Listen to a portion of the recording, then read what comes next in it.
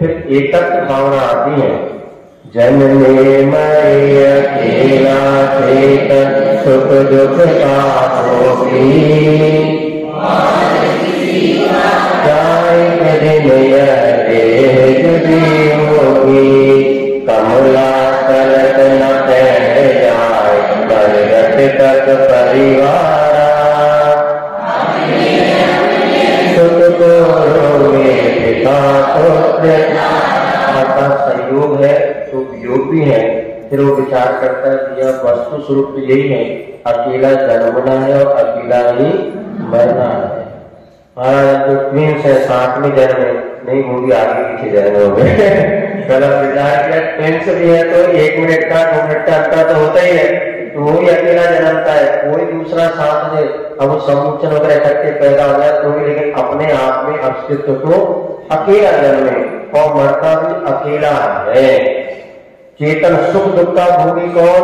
स्वयं कोई अपने सुख दुख का भोगने वाला होता है। कोई हमारे सुख दुख का भोगी, सिर दुख रहा है तो पड़ोस के आके बाम लगा सकता है, दवा लगा सकता है और थोड़ा सिर दबा सकता है, लेकिन दुख का संवेदन तो आपको ही करना पड़ेगा। आगे से एक दोहा लिखा है, लोग उनके पास बार बार पहुंचते अपना टुकड़ा लेकर के, तो ऐसा आका भाव है मन में बारंबार, पर दुख को यदि ना मिटा सबका जीवन भार। वो भी सोचते हैं भगवान ने सबका दुख दूर कर दो, किंतु कैसे करे? सबका अपना अपना कर्म का भी तो उदय है। हम भी भाव करते वीर का दुख दूर हो जाए, जब उसका मन उदय होता है तो थोड़े से भावों से काम हो जाता है। कर्म का उदय आपको सामने देखते देखते व्यक्ति तड़प रहा है तो भी हम कुछ नहीं कर पाते। क्यों? उसका ही इतने तीव्र पाप कर्म का उदय होता है। अच्छा, कई लोगों को सही समझा दो तो भी जब पाप कर्म का उदय होता है तो वो समझ में नहीं आता। तो यही बात यहाँ पर है कि सुख दुख का भोगी अकेला स्वयं को अपना सुख भोगता और दुख भोगता है। एक दूसरे सुख दुख में भागीदारी भले बन जाए, लेकिन वो भी कैसी विचित्रता है। सुख में सब साधे होते हैं, दुख में कोई नहीं होता। ये जैसे यात्रा 2 प्रकार की निकलती है, एक विवाह के समय और एक मरने के बाद। तो विवाह के समय जब बारात होती तो आगे कौन होते? बारात। पीछे कौन? दूल्हा। आटा बेटा जब तुम सुखी रहोगे ना तब सब तुम्हारे आगे रहेंगे, और मरने के बाद आगे कौन होती? और पीछे दुनिया। बेटा जब दुख का समय आएगा दुनिया तुम्हारे पीछे हो जाएगी, कोई आगे नहीं, और सुख का समय तो सब आगे आके नाचेंगे, हाँ बहुत अच्छे साथ जीत गए।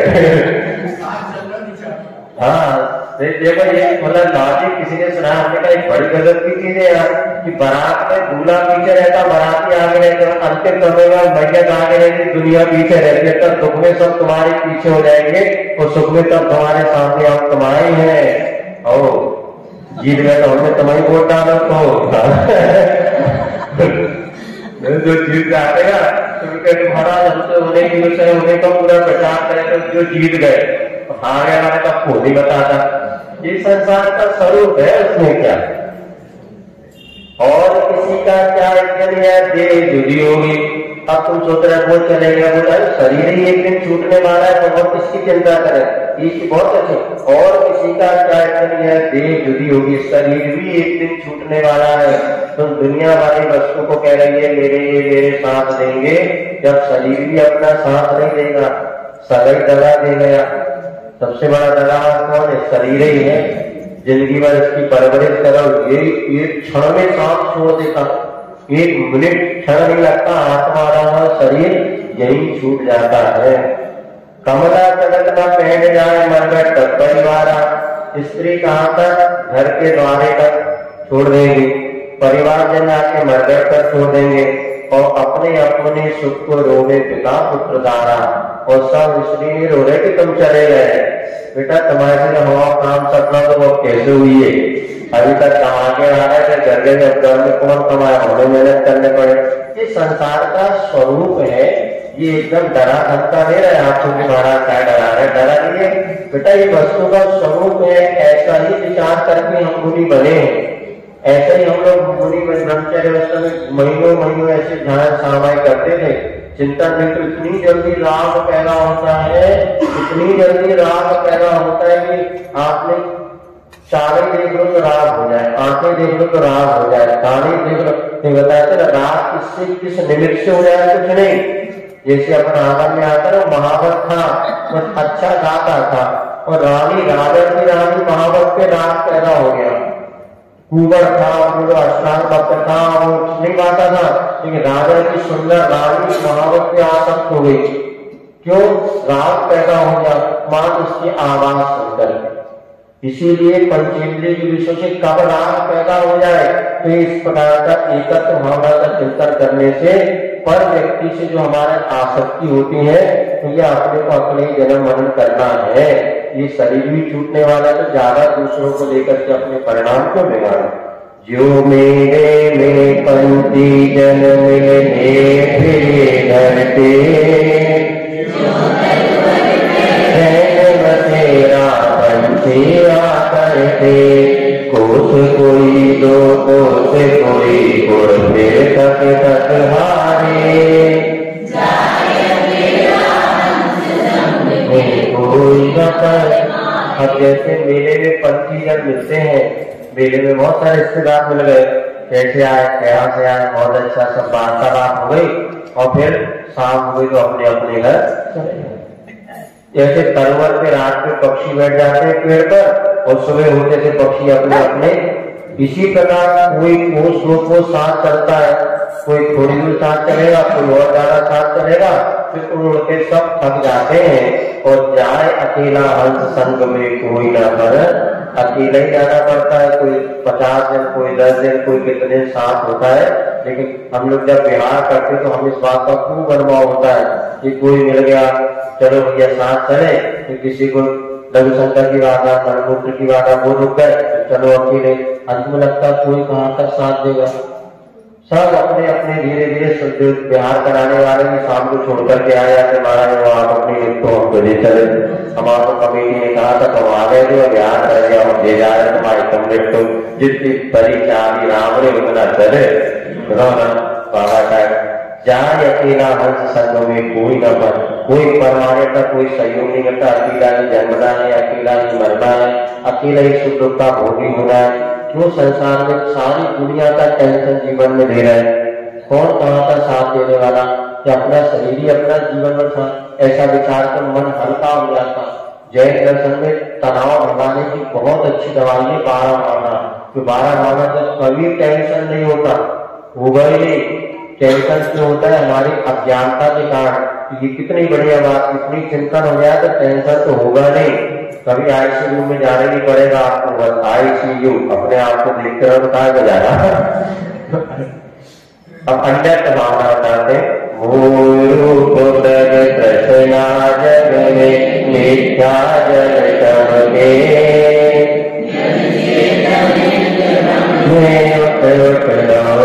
थक थक के जल नहीं पावे प्राण गवावे भटक भटक मन का वस्तु पराई मारे अपनी भेद। हमने तो आपको बता दिया कि मैं अकेला हूँ, कोई भी मेरा मतलब अकेला जन्म मरण करता हूँ, लेकिन पर पदार्थ तो मुझे अपने लगते हैं। तो अन्य भावना यहाँ पर बताते अन्य कोई भी तुम्हारा नहीं है। फिर क्या स्थिति होती है? मोह रूप मृग कृष्णा जल में मिथ्या जल चमके। स्कूल में पढ़ते मृग मरीचिका, तो वहां पे रेत के ढेर लगे होते हैं, तो हिरण को लगता है वहां पर पानी है, सूर्य की किरणों से वो पानी पीने आगे दौड़ता है, वहां पानी नहीं मिलता, फिर और आगे दौड़ता, फिर पानी नहीं मिलता, ऐसे दौड़ता दौड़ता और मिथ्या जल चमके और मृग चेतन में जब गम में होते तो दौड़े करते। इसी प्रकार ये आत्मा रूपी हिरण जो है वो सोचता है आज नहीं कल सुख मिलेगा। बच्चा सोचता है मैं बड़ा हो जाऊंगा तो सुख मिलेगा, और बड़े होने के बाद पढ़ लिख जाऊंगा ना तो मुझे सुख मिलेगा, फिर ब्याह हो जाए तो सुख मिलेगा, और फिर कहते बच्चे हो जाए तो सुख मिलेगा, बुढ़ापा। तो सुख की चाह में वो दौड़ता है, लेकिन वास्तविक सुख नहीं मिलता। मिलता तो है, सुख दो प्रकार के होते हैं, एक अतीन्द्रिय सुख और एक इंद्रिय सुख। इंद्रिय सुख क्या होता है? बहुत जल्दी बहुत मेहनत के बाद मिलते हैं और बहुत थोड़ा सा सुख मिलता है, बहुत जल्दी नष्ट भी हो जाता है। इसलिए संत पुरुष इंद्रिय सुख को सुख इंद्रिय सुख को सुख नहीं मानते, वो तो अतीन्द्रिय सुख को ही सुख मानते हैं। ऐसा सुख जिसके मिलने के बाद वो कभी नष्ट ना हो। गुलाब जामुन खाया और एक बड़ा बहुत दिन शिक्षा की बहुत मेहनत करके बनाई, 3-4 दिन में तो गुलाब जामुन बन पाया, 3-4 दिन लग गए। अब उसको जैसे सीरा आपके मुख में रखा और कितनी देर सुख मिलेगा? तो बनाने में कितना समय लगा और खाने में? हम तो प्रतिदिन चौक लिया बेचारे देखो सोने से बना रहे और वहां जो 1 मिनट भी नहीं लगता, हाथी उतरा हुआ, फिर भी हम कहते भैया ठीक है आपकी सुख मिलता है थोड़ा सा ले लो। लेकिन ये वस्तु स्वरूप है कि सुख की खोज करते करते पूरी जिंदगी निकल गई, किंतु सच्चा सुख आज तक संसारी प्राणी को नहीं मिला। जल नहीं पावे काम गमावे भटक भटक मरता, पूरी जिंदगी निकल जाती है, समय में भी सच्चा सुख नहीं मिलता और सुख की खोज में ही व्यक्ति का मरण हो जाता है। आज नहीं कल मिलेगा, कल नहीं परसों मिलेगा, पत्नी से नहीं मिला परिवार से मिलेगा, परिवार से नहीं मिलेगा मकान से मिलेगा, दुकान से मिलेगा, बिल्डिंग बना लो, सारे सुख के साधन में जुटाता रहता है। अंत में कहता मैं मुख्यमंत्री बन जाऊंगा तो सुख मिलेगा, बन गए उनको कहा। अर्थात दौड़ता है कि एंड तो यहाँ पर है ही नहीं, सारी जिंदगी भर क्या है एंड वस्तु पराई माने अपनी भेद नहीं करता, और जो पराई वस्तु उसको अपना मानता हुआ भेद नहीं करता, तो उसमें ही सुख खोज रहा है। सुख कहाँ खोजता है व्यक्ति? पर पदार्थ में, लेकिन पर पदार्थ में सुख तो है ही नहीं। जो कुछ सुख है वो अपने भीतर है। इसलिए मुनिराज जंगलों में रहते हैं फिर भी खूब आनंद में रहते हैं, और आप एसी में रह रहे फिर भी रोते रहते हैं, क्योंकि पर पदार्थ में उन्होंने सुख ही खोजा। अब उन्होंने अपने आप में सुख खोजने के लिए पुरुषार्थ करना प्रारंभ कर दिया। तू चेतन अचेतन जड़ तू ज्ञानी, मिले अनादियतन बिछुड़े रूप तुम्हारा सबको न्यारा, भेद ज्ञान करना न दोनों उद्यम तो चरण। अब देखो मोह रूप अभियान, मैं कौन हूँ पर कौन है, पहले इसका भेद विज्ञान हमें होना चाहिए। क्या जो दिख रहा हूँ वही मैं हूँ या इसके अलावा भी मेरा कोई परिचय है? जो दिख रहा है तो शरीर दिख रहा है, इसका परिचय कब तक? ये भी इस पर्याय की अपेक्षा। अगली पर्याय में आप है कि नहीं है, पिछली पर्याय में थे कि नहीं थे, तो मैं हूँ रहूंगा, वो मैं हूँ। तो ये मैं चेतन अनुदेह अचेतन, शरीर तो जड़ है, चेतना शून्य है। जैसे नाखून में चेतना नहीं है, किंतु जो नाखून मांस से जुड़ा है उसमें कष्ट का अनुभव होता है। जो नाखून बाहर निकलता है उसमें कष्ट का अनुभव, जो बाहर आ रहा है उसको कैंची से काटो कुछ नहीं होता, लेकिन जो जड़ से जुड़े उसको काटने तरह से दांत याद आती है। तो लेकिन जो इसी प्रकार जैसे बाहर अचेतन है, इसी प्रकार शरीर भी अचेतन है, लेकिन जो आत्मा के साथ जुड़ा हुआ है इसलिए ऐसा परिणमन हो रहा है। यह जड़ तू ज्ञानी, शरीर तो जड़ है, इसके ऊपर कोई चेतना संवेदना सुख नहीं है, लेकिन जो तू तो चेतन है, आत्मा तो ज्ञानी है। जो करंट है यही तो सब कुछ है कि माइक सब कुछ है। करंट चलेगी तो माइक रखे रहेंगे, कुछ होने वाला नहीं। एक करंट है तो माइक का मूल है, चेतन आत्मा शरीर का मूल है, और चेतन आत्मा निकल गई तो शरीर का मूल कितना? 2 मुट्ठी राख से ज्यादा इसकी कोई वैल्यू। तू चेतन मिले अनादियतन से बिछड़े जो पै पानी, ये अनादि काल से दूध पानी के समान मिले हैं, किंतु पुरुषार्थ के द्वारा बिछुड़ सकते हैं। जैसे पै और पानी और दूध और पानी मिल रहे हैं, गाय के थन से जैसे दूध निकला तो दोनों पानी है, क्योंकि जब उसको पुरुषार्थ करते हैं तो पानी को अलग किया जा सकता और मावा या घी प्राप्त किया जा सकता है। इसी प्रकार शरीर आत्मा में एक साथ मिले हुए भी वास्तव में अपने आत्म तत्व को प्राप्त कर सकते हैं। रूप तुम्हारा सबसे न्यारा भेद ज्ञान करना, आपका रूप जो जल पदार्थों से भिन्न है, ऐसा विचार करो। और जब लोग पौरुष थके न पूर्ण उद्यम सो चलना, और जब तक तुम्हारे हाथ पांव चल रहे, पुरुषार्थ है, आत्मशक्ति है, तब तक अपने को निरंतर आत्म कल्याण के लिए उद्यम सो चलना और आत्म कल्याण के लिए निरंतर पुरुषार्थ करते रहना चाहिए। ये अन्यत्र भावना है। इसको कहने का प्रयोजन इतना ही है कि जिन पर पदार्थों को लेकर के हम वास्तव में अपनी कल्पना करते हैं, जब शरीर भी जड़ स्वरूप है, इसमें भी सुख दुख का संवेदन नहीं होता है, तो वास्तव में ये जड़ पदार्थों में कहाँ सुख दुख है, लेकिन हम इन्हीं में सुख दुख खोजते हैं। कल्पना वासना मात्र मेघर सुखम दुखम करे। फिर पर पदार्थों में जो हमारी कल्पना है, तो वही वस्तु सुख का कारण हो जाती है, और वही वस्तु नहीं है तो वही वस्तु दुख का कारण। मानो तो गंगा ना मानो तो बहता पानी। और ये कितने अच्छे कपड़े हम पहने, देखो कितने अच्छे लग रहे हैं, कितने अच्छे लग रहे हैं। और उसी समय दूसरा और पहन करके आ गया, आप देखो सुख कम हो गया। और बच्चा वो तो अपना नौकर था तो पहन के आया वही सूट जो बाबू जी कहे, अब तो और कई गए पानी में, अब वो सूट का काम बोल रहा हूँ। इसीलिए आज लोग नया अलग दिखने के चक्कर में नए नए तरीके से लोग कर रहे हैं, फटा पैंट पहन रहे हैं। इसलिए अभी अब तुम्हारे लोगों में यदि वो ऐसे सिले कपड़े पहने तो कहाँ मजा आएगा, जब सब लोग सिले अपन फटे पहनो तब तो दुनिया तुमको देखेगी। बता फटे पैंट पहनने का कारण क्या है, जी के बाद एक्स्ट्रा देखे। और कितना पाओ आधा पैंट तो आगे नहीं दिखता कई बार, इधर ऊपर से फटा और चिंदी चिंदी चितरे चितरे ऐसे। अब क्या करें, फैशन किसको कहाँ से नया नया है, अब उनको नयापन चाहिए तो क्या करें, उतने ही का पैंट है जीन्स चाहे तो अभी वो जैसे पुताई लिपाई पुताई लोग गंदे हो जाए, ऐसे लिपे पुटे पैंट होते, तो देखो उनको चितरे सफेद है, जो का धुले नहीं माना जो फैशन है। और चूना जैसे टपक जाता था ना पैंटों में, वैसे पैंट लोग आज पहन रहे जिनको जैसे कि पुताई लिपाई करके आया हो। लेकिन क्या करें, नया कुछ दिखने के चक्कर में तो यहाँ पर आकर कहते भैया ये निश्चित मानो यहाँ पर रूप तुम्हारा सबसे भिन्न है, और जिन पर पदार्थों में तो सुख को खोज रहे हो, वास्तव में सच्चा सुख वहां तो है ही नहीं है। अब असुचि भावना आती 6वें नंबर की। तू नित्य को के यह सूखे क्यों होवे क्यों मैली, नित दिन करे उपाय देता, मात पिता रज मिलकर बनी देह तेरी, मासहार नस लहू राधगी। अब देखो एक बार आता है, सत्वासुद में सूत्र आता है, जगत काय स्वभाव व संवेग वैराग्यार्थम। संसार और शरीर ये दो ऐसी पुस्तकें हैं जिसको किसी रखने के लिए बैग की आवश्यकता नहीं होती। 24 घंटे संसार हमारे सामने है और शरीर हमारे साथ में है। यदि इसका आप चिंतन करेंगे तो आपका वैराग हमेशा बना रहे, संवेग वैराग्यार्थम।